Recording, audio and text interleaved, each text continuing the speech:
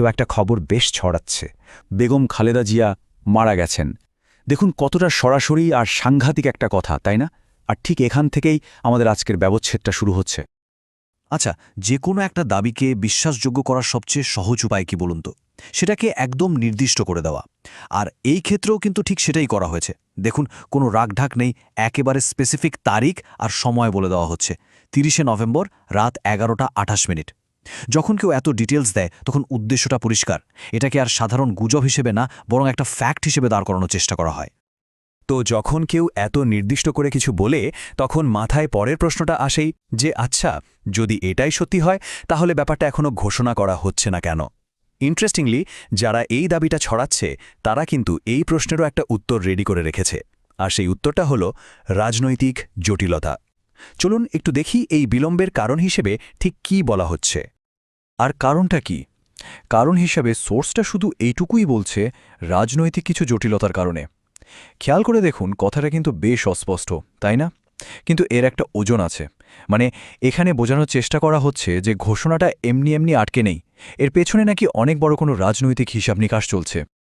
দেখুন, একটা ভালো প্লট কিন্তু শুধু অতীতে কি হয়েছে তা বলে থেমে যায় না, বরং ভবিষ্যতে কি হতে পারে সেটারও একটা ইঙ্গিত দেয়। আর এই দাবিটার ক্ষেত্রেও ঠিক তাই হয়েছে।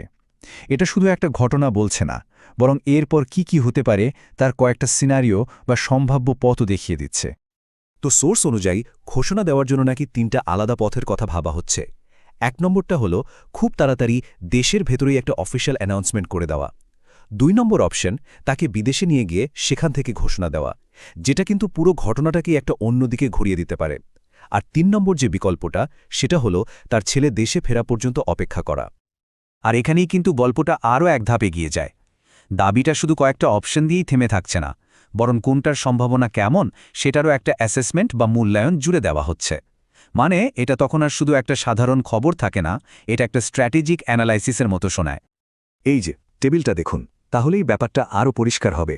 সোর্সটা কি বলছে? বলছে যে ৩ নম্বর যে অপশনটা, মানে ছেলের ফিরে আসার জন্য অপেক্ষা করা, সেটার সম্ভাবনা নাকি খুব কম।